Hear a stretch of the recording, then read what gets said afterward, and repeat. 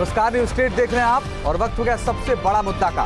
पाकिस्तान पर वायुसेना का प्रहार जारी है। दूसरे दिन भी दूसरी बार वायुसेना ने पाक के नापाक इरादों को नाकाम कर दिया और पाकिस्तान के विमान F-16 को ढेर कर दिया। यानी कि अब पाक का इरादा और भी नापाक हो गया है और भारत के मंसूबे भी साफ हो गए हैं। बौखलाए पाकिस्तान ने अपनी हदों को मौका देखने की तोड़ रहा है, तो वहीं भारत हर बार पाकिस्तान को उसकी हैसियत दिखा रहा है। लेकिन इन सब के बीच सबसे बड़ा सवाल यह है कि क्या अब ये लुका छिपी का खेल यूं चलता रहेगा या फिर आमने सामने होगी कोई बात। छुपकर वार करने में पाकिस्तान हमेशा ही आगे रहा है, लेकिन अब लगता है कि पाकिस्तान को उसी के अंदाज में जवाब देने की बारी है। आज दिन भर कैसे घटनाक्रम रहा, सीमाओं पर क्या तनाव रहा और क्या कुछ तस्वीर सामने आई, अब आगे का रास्ता क्या होगा, आज इसी पर चर्चा करेंगे। लेकिन पहले एक रिपोर्ट आपको देखें।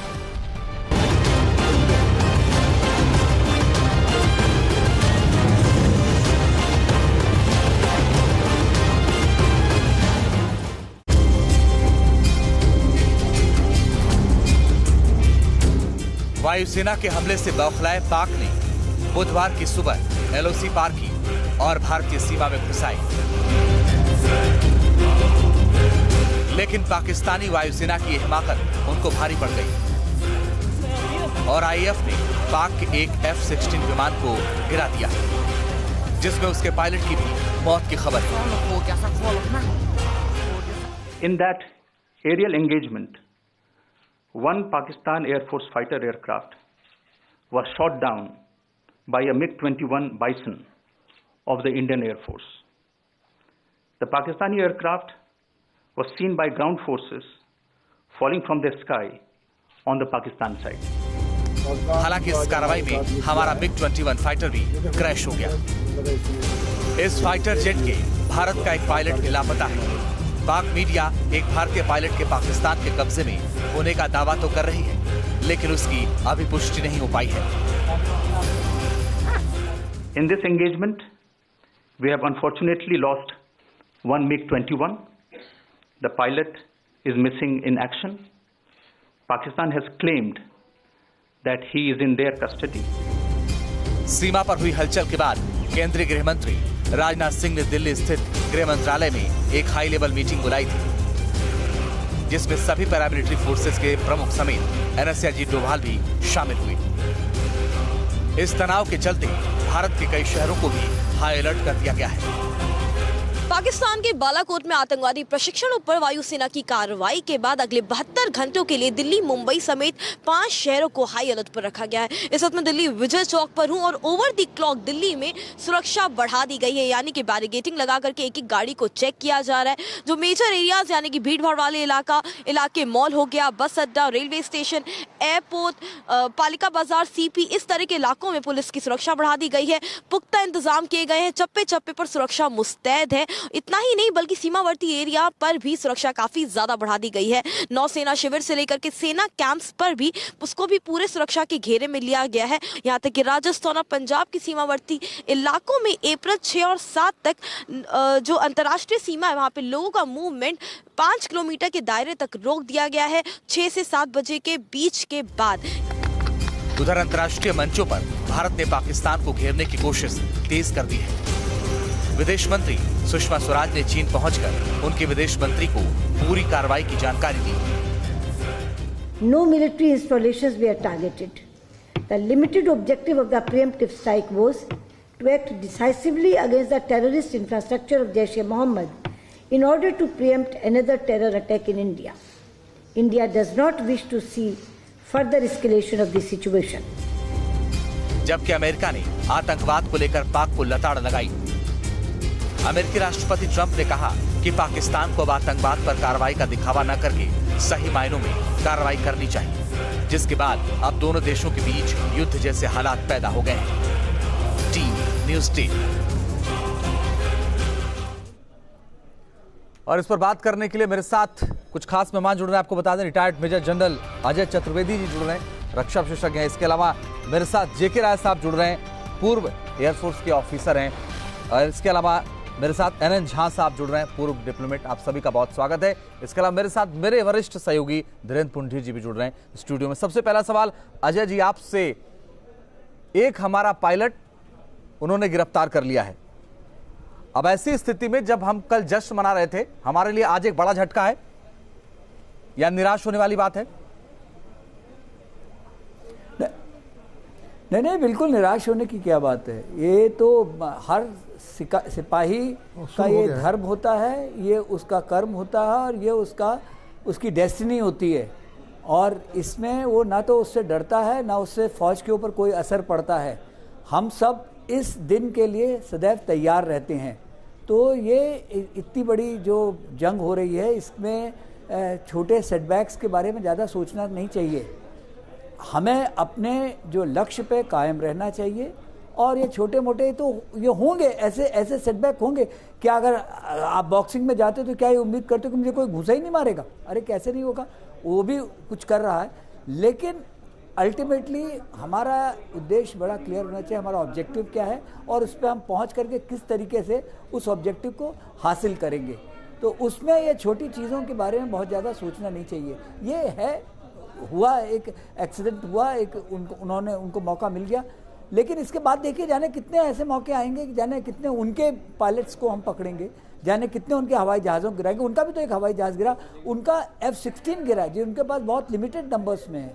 तो ये सब चीज़ें तो मतलब ये डॉग फाइट में मतलब होती हैं। कोई इसके बारे में हमको बहुत ज़्यादा सोचना नहीं चाहिए कि हमें कोई बहुत बड़ी सेटबैक है। कोई सेटबैक नहीं है। ठीक है सर। जेके राय साहब, आप भी सहमत हैं अजय सर की बात से? यस, थोड़ा सा लाउडर बोलिए। कह रहे हैं सर कि आज जो स्थिति, जेके राय साहब आवाज मिल रही है आपको? सुनाई नहीं पड़ रहा है। अच्छा जेके राय साहब, मैं दोबारा कोशिश करूंगा आपके पास आने के लिए और आपसे बात करूंगा। लेकिन एनएन झा साहब, हमारे देश के जो फौज के अधिकारी हैं वो सोचते हैं कि ठीक है, वॉर होती है तो इस तरह की चीजें सामने आती हैं।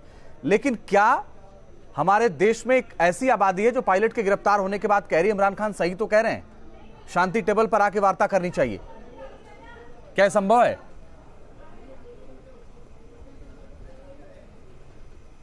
देखिए, आप हमसे पूछ रहे हैं? एनएन झा साहब से पूछा है सर। आप जेके राय साहब आपके पास आऊंगा। एनएन झा साहब आप बोल लीजिए। आनंद झा, पायलट, जिस पायलट को उन्होंने गिरफ्तार किया है आज, वो सोशल मीडिया पर मैंने उसकी तस्वीर देखी जो पाकिस्तानी की तरफ ली गई थी पाकिस्तान में। वो लगता है जैसे वो मुंह पर खून भरा है मुंह से, और बर्ताव शायद उतना अच्छा नहीं होगा जितना होना चाहिए जेनीवा कन्वेंशन के अनुसार। जेनीवा कन्वेंशन में एक विशेष उसका अंग है, वो प्रिजनर ऑफ वॉर के संबंधित है, और प्रिजनर ऑफ वॉर को बड़े सभ्यता के साथ उसके साथ बर्ताव करनी चाहिए, क्योंकि वो कोई पर्सनल तो मामला नहीं है दुश्मनी, वो दोनों तरफ के सिपाही कर रहे हैं। अच्छा, दूसरी बात यह कि ये जो प्लेन जो उन्होंने गिराया है हमारा, वो बॉर्डर के हमारे तरफ था या उस तरफ था, उनके तरफ चला गया था, इसका मुझे पूरी जानकारी नहीं है अभी। और अगर हमारे तरफ आकर मारा है तो हमें भी करना होगा वही चीज़, उनकी तरफ जाकर के गिरा देना होगा। तो ये सब सोचना पड़ेगा। लेकिन मैं अभी तो इसके पहले जो सज्जन बोल रहे थे वो भी ठीक कह रहे थे कि भाई मिलिट्री वालों को ये आदत है कि वो जानते हैं कि वो कुछ नुकसान अपना भी होता है, लेकिन अंत में जो बहुत ज़्यादा नुकसान करता है वो उसको करता है, वो उसकी जीत होती है, और बिल्कुल नहीं होती है। तो ये तो ख्याल रखना होगा। लेकिन ये बात है कि हमें ये बिल्कुल इंटरनेशनल रेड क्रॉस से बात करनी होगी कि ये जो कैदी है बेचारा प्रेसिडेंट एयरफोर्स का, उसके साथ कोई सही बर्ताव हो, और जबकि ये युद्ध खत्म हो या टेंशन खत्म हो तब उसे वापस कर दिया जाए सही सलामत हिंदुस्तान को अपने परिवार के। ठीक है सर। जेके राय साहब, देश में युद्ध जैसे हालात हैं अभी? हाँ बोलिए, क्या पूछ रहे हैं, रिपीट कीजिए। क्या देश में युद्ध जैसे हालात हैं जेके राय साहब? क्वेश्चन रिपीट कीजिए। स्ट्रॉन्ग बोलो ना, तेज बोलो। अभी युद्ध के हालात तो नहीं है, लेकिन युद्ध का जोश है। मुझे याद है 71 में हम लोग लड़ाई लड़े थे, श्रीनगर में था मैं, जैसा जोश से मोरल हम लोग को बहुत हाई है डिफेंस वालों की, और हम लोगों को जब शुरू हो गया है तो इसको अंत तो करना ही पड़ेगा, और हम इसके लिए तैयार, हमको फुल स्केल वार के लिए भी तैयार, हम लोग तैयार हैं। लेकिन पाकिस्तान की हाल ठीक नहीं है। पाकिस्तान ऊपर से देखा था, उसको एक्सपेक्ट नहीं था कि हम उसके ऊपर ये कार्रवाई कर सकते हैं, बम्बिंग कर सकते हैं उसके क्षेत्र में जाकर, उसको ये पता था। लेकिन अब वो पीछे हटना चाह रहा है, क्योंकि वो सस्टेन नहीं कर सकता हमारे सामने, बिल्कुल नहीं कर सकता। हालांकि हमारे पास एजिंग एयरक्राफ्ट है, फिर भी उससे हम सुपीरियर हैं, इसमें कोई डाउट नहीं है। और हम अभी वो अकेला पड़ गया है, इवन चीन भी उसका साथ नहीं दे रहा। चीन पर इतना प्रेशर हो गया है रसिया और अमेरिका का और फ्रांस का कि उसको झुकना ही पड़ा। अब वो साथ उसको नहीं दे सकता, वो किसी हाल में नहीं दे सकता है। इसलिए वो बोला है कि आप लोग आपस में समझौता कर लो, इसका मतलब वो पाकिस्तान के साथ नहीं देगा 100%। तो मोरल हाई है और हम लोग फुल स्केल वार के तैयार हैं। लेकिन मेरे तरफ से, जहाँ तक मेरी समझ है, वो पाकिस्तान इसके लिए तैयार नहीं है। वो गिदर भभकी दे सकता है लेकिन कुछ कर नहीं सकता है। ठीक है सर। धीरेन्द्र जी, अब हालात ऐसे हैं कि आर या पार? देखिए, काफ़ी बड़े प्रेशर में है। अगर हम इंडियन लीडरशिप की बात करते हैं तो उन्होंने जब कल फैसला लिया तो वो एक बड़ा फैसला था। ये फैसला कि आप 48 साल बाद अपनी LOC क्रॉस करते हैं आपके प्लेन, और 21 मिनट तक, जिसमें 17 मिनट तक आप वर्किंग मतलब पूरे एक्शन में थे, उस 21 मिनट में आपने उनका स्पेस ऑक्यूपाई किया, आपने वहाँ बम गिराया और आप वापस चले गए। आज उसका रिटेलिएशन आपने देखा कि पाकिस्तान ने किया, क्योंकि पाकिस्तान कल से इस बात के लिए क्राई थी, और उसमें एक कैजुअलिटी, एक तरह से प्लेन हमारा जो में गिरा है, उसके बाद एक पायलट उनके कब्जे में है। लेकिन उसके साथ जिस तरह का बिहेव किया गया, जिस तरह वो दिख रहा है, वो भी इंडियन गवर्नमेंट को इस बात के लिए मजबूर कर रहा है। आपने देखा कि दिन में किस तरह से एस्केलेशन की तरफ हम बढ़ रहे थे। तो लगता है कि भारत को अगर पाकिस्तान से सही जवाब नहीं मिलता है, पाकिस्तान उसका रेस्पॉन्स अभी भी उस तरह नहीं करता है जिस तरह से कि हम लोग उम्मीद कर रहे हैं कि वो रेस्पॉन्सिबल बिहेवियर शो करे, और जिस तरह से पाकिस्तान के प्रधानमंत्री एक वेल्ड थ्रेट है, जिसको कहते हैं कि छुपी हुई धमकी देने की कोशिश कर रहे हैं कि जिस तरह के हथियार आपके पास है, जिस तरह के हथियार हमारे पास है, उनमें कोई भी मिसकैलकुलेशन, यानी हम सिर्फ ये कह सकते हैं कि पाकिस्तान को बिहेव करना होगा, और जो बेटर जो सेंस प्रिवेल करने की बात कर रहे हैं वो उनको खुद से बेहतर करना होगा, नहीं तो हिंदुस्तान कहीं आगे तक जाने के लिए मजबूर होगा। अजय चतुर्वेदी जी, एक जो हमारा पायलट उन्होंने गिरफ्तार किया है, क्या उसके आधार पर पाकिस्तान ये चाहता है या ये कोशिश करेगा कि अब कम से कम शांति वार्ता की टेबल पर आइए?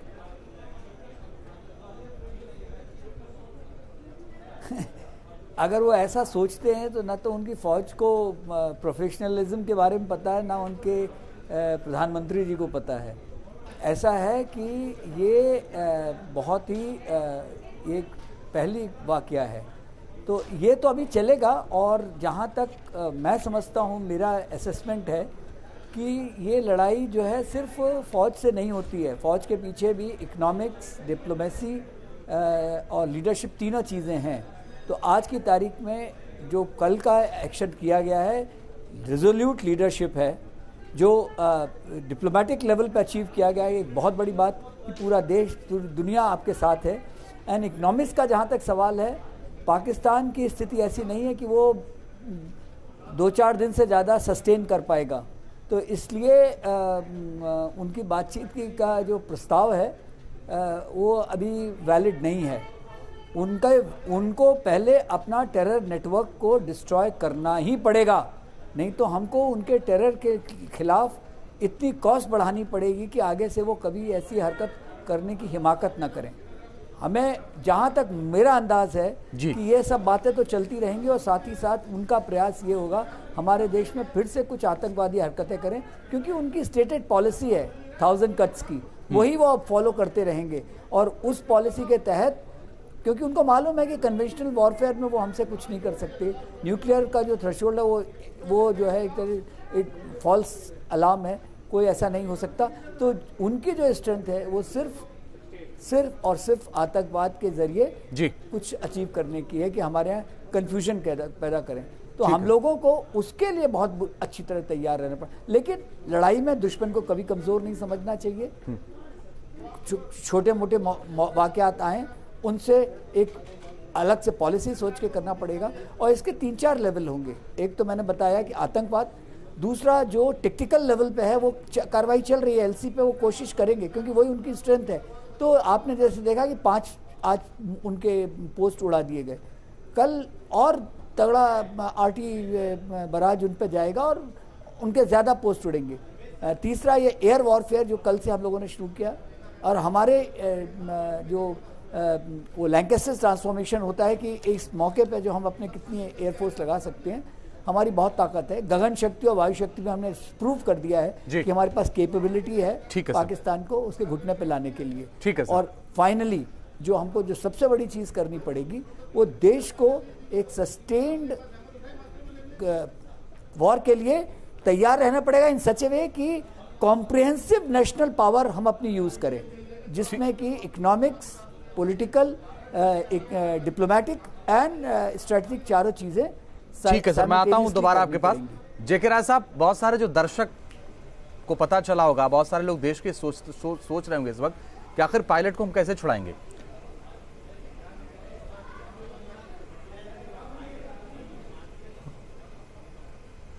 ऐसा है कि ये जिनेवा कन्वेंशन के अनुसार इनको छोड़ना ही पड़ेगा, क्योंकि उन्होंने डिक्लेयर कर दिया कि हम उसको कैद किए हैं, तो वहाँ के प्राइम मिनिस्टर, इनको छोड़ना ही पड़ेगा, नहीं तो उनके एग्नेस्ट एक्शन लिया जा सकता है जिनेवा कन्वेंशन के एग्नेस्ट, तो उनको छोड़ना ही पड़ेगा। लेकिन यही है कि हम लोग ट्रेंड हैं, इसमें कोई बात नहीं है, ये होता ही रहता है। स्पेशली वॉर में POW हो जाते हैं लोग, लेकिन उस तरह की ट्रेनिंग हम लोग कैसी दी जाती है कि केवल बस अपना नाम, रैंक, इसके अलावा कुछ नहीं बोलते हैं। Maximum service number, that's all. कुछ भी कर लें, कितना भी टॉर्चर कर लें, कुछ नहीं निकाल सकते। लेकिन अब तो जब डिक्लेयर कर दिए हैं तो उनको वापस उनको भेजना ही पड़ेगा। इतना प्रेशर है पूरे वर्ल्ड का उनके ऊपर, वो अकेले थकेले पड़ गए हैं, बिल्कुल उनको भेजना ही। इसमें ये जनरल हमारे लिए है, ऐसे कोई बात नहीं है। ठीक है सर, मैं आता हूं। धीरेन्द्र जी, क्या इमरान खान शांति के नाम पर झूठ परोस रहे हैं और आतंक को बचाने के लिए वो जंग लड़ने तक के लिए तैयार है? देखिए, उनको इमरान खान कभी भी जनता के लीडर के तौर पर वहां नहीं माने गए। अगर आप देखेंगे पूरा जिस दिन से उनका प्रधानमंत्री पद पर वो हैं, तब से उनको सेना का या ISI का एक मुखौटे के तौर पर या एक पपेट के तौर पर उनको माना जाता है। लिहाजा वो जो भी बोल रहे हैं वो आर्मी की भाषा है, जो उनकी ताकतवर आर्मी जो अपना स्टॉक एक्सचेंज जैसी चीजें चलाती है, उसका एक जो उनका बयान है वो पढ़ते हैं। लिहाजा वहां की जनता या उसका जो असली मंतव्य है वो कभी सामने आता ही नहीं है। इस पूरे मसले में आपको दिखेगा कि किस तरह से वो एक वेल्ड थ्रेट देने की कोशिश कर रहे हैं। वो लगातार ये कोशिश कर रहे हैं कि मुझसे बात भी कीजिए, लेकिन क्योंकि उनको असलियत मालूम है, हिंदुस्तान की रिटेलिएशन पावर दुनिया में कोई भी इंडिपेंडेंट ऑब्जर्वर ये जानता है कि पाकिस्तान से मीलों आगे है, और हम लोग इस वार को कितने लंबे समय तक सस्टेन कर सकते हैं, पाकिस्तान इसको एक वीक भी नहीं खींच सकता। एक मौका भी अच्छा है भारत के पास। भारत के पास एक बेहतर मौका है। हालांकि हमेशा ये याद रखना चाहिए कि जो लीडरशिप होती है उसको ये फैसला लेना होता है कि आखिर वो कितनी बलिदानों के लिए तैयार है ताकि सामने वाला कांटा पूरी तरह हटाया जा सके। हमारे जो पूर्व सैन्य अधिकारी हैं वो तो यही सोचते हैं कि हम तैयार हैं और बिल्कुल हम काम करेंगे और इस बार हम पाकिस्तान को सबक सिखा देंगे। क्या लीडरशिप भी वही सोचेगी और उसी दिशा में काम कर रही है? मैं आता हूं अजय सर आपके पास। हमको लगता है कि पूरी लीडरशिप जो है इस समय उसी तरफ है, क्योंकि इतना बड़ा फैसला लेना, खासतौर से अगर हम लोग एंटी टेरर ऑपरेशन की बात करते हैं पूरी दुनिया के, इजराइल का बहुत अच्छा रिकॉर्ड है या अमेरिका का बहुत अच्छा रिकॉर्ड है, लेकिन आपको जो बात कल के ऑपरेशंस में थी वो अभी तक इसलिए नहीं दिखाई दी कि पहली बार ऐसा हो रहा था किसी एटॉमिक पावर के खिलाफ उसके स्टेट के अंदर घुसकर कोई कंट्री अपना एंटी टेरर ऑपरेशंस को अंजाम दे रहा हो। ये फैसला लेने के लिए, क्योंकि आपने देखा एस्केलेशन किस तरह हो रहा था, तो ये कोई एंटिसिपेट नहीं कर सकता कि नहीं वॉर इतने हिस्से तक जाएगा, इस तक नहीं जाएगा। और पाकिस्तान जैसे गैर जिम्मेदाराना मुल्क से कोई ये उम्मीद नहीं करता, जहां नॉन स्टेट एक्टर स्टेट चलाते हो वहां वॉर कहीं भी जा सकता है। इसलिए हम ये कह सकते हैं कि लीडरशिप में ये फैसला लेने का मादा है, वो दिखाई दिया है। ठीक है सर। एनएन झा साहब, भारत की कूटनीति रंग लाएगी और अगले कुछ ही घंटों में, 1-2 दिन में ही? ये कहना मुश्किल है भाई साफ, क्योंकि जब अगर पीस टॉक्स हो, शांति की चर्चा हो, तब दूसरी बात है। फिर मुझे लगता है जैसे ये यादव है वहां पर जिस तरह का बर्ताव उन्होंने उसके साथ किया है, मैं आशा करता हूँ कि इसके साथ न करें। जैसे लिखवाएं उससे कि मुझे बताया गया था कि वो सिविलियन टारगेट्स पर हम बम गिराएं, पाकिस्तान क्रॉस ओवर करके, ये सब अनटर्न बेकार की बातें लिखे, तो ये भी कर सकते हैं पब्लिसिटी के लिए, प्रोपेगेंडा के लिए। वो आपको ये सोचना पड़ेगा कि ये सही बात है कि पाकिस्तान में आम जनता जो है वो भारत विरोधी नहीं है, लेकिन इस समय वो उनके जो घृणा है भारत के लिए, नफरत जो है भारत के लिए, वो अधिक मात्रा में है। अभी नहीं, अभी से पिछले चंद दिनों से ही नहीं, करीब 6-8 महीने 1 साल से। तो इसका ख्याल रखना होगा। कुछ भी कर सकते हैं जी। उनमें असभ्य देश बन गए हैं, असभ्य नहीं है लेकिन असभ्य देश हो गए हैं और कुछ भी कर सकते हैं। तो ये आपको सोचना होगा कि वो और यदि उन्होंने ऐसा बर्ताव किया तो अब सिक्योरिटी काउंसिल के पास जाकर के फिर उनकी निंदा करनी पड़ेगी और इंटरनेशनल कमीशन, रेड क्रॉस को बताना पड़ेगा। ठीक है सर। अजय जी, आप कुछ कहना चाह रहे थे सर, कह लीजिए। हाँ, मैं 2-3 क्विक पॉइंट बताना चाहता हूँ। एक तो मैं जो पूरी भारतवर्ष की फौज है, तीनों अंग हैं, चाहे आर्मी हो, नेवी हो, एयरफोर्स हो, ये एक हमारे फिलिप चेटवुड का क्रेडो होता है जिसमें देश सर्वोपरि है। उसके बाद देश के बाद हम जिन ट्रूप्स को कमांड करते हैं उनका वेलफेयर है और हमारा वेलफेयर अंत में होता है। तो हर सैनिक और सैनिक अधिकारी इन्हीं इस पे, तो देश के आगे कुछ भी नहीं है, तो हम लोग हमेशा उसके लिए प्रतिबद्ध है। दूसरा, जहाँ तक ये जो आपने किया सवाल, इंटरनेशनल रेड क्रॉस के थ्रू खबर की जाएगी और क्योंकि उन्होंने डिक्लेयर कर दिया, अब मेरा ख्याल है कि उसके ऊपर यातना थोड़ी कर पाना जरा मुश्किल होगा उनको, जी, क्योंकि वो इंटरनेशनल रेड क्रॉस को पता होना चाहिए कि, और जैसे ही उनको पता चल जाएगा फिर वो नहीं कर पाएंगे। तीसरी चीज जो मैं बताना चाहता हूँ कि एक जो कश्मीर में एक्शन शुरू हुआ है, एक रेजोल्यूट एक्शन अगेंस्ट सेपरेटिस्ट और उनके जो सिंपैथाइजर्स हैं, अजय सर, वो एक बहुत अच्छा है और उसको कड़ाई से आपको रोकना पड़ेगा, मेरे पास वक्त इतना ही था। आप सभी का बहुत बहुत शुक्रिया हमारे साथ जुड़ने के लिए और इस चर्चा में शामिल होने के। सबसे बड़ा मुद्दा में बस इतना ही।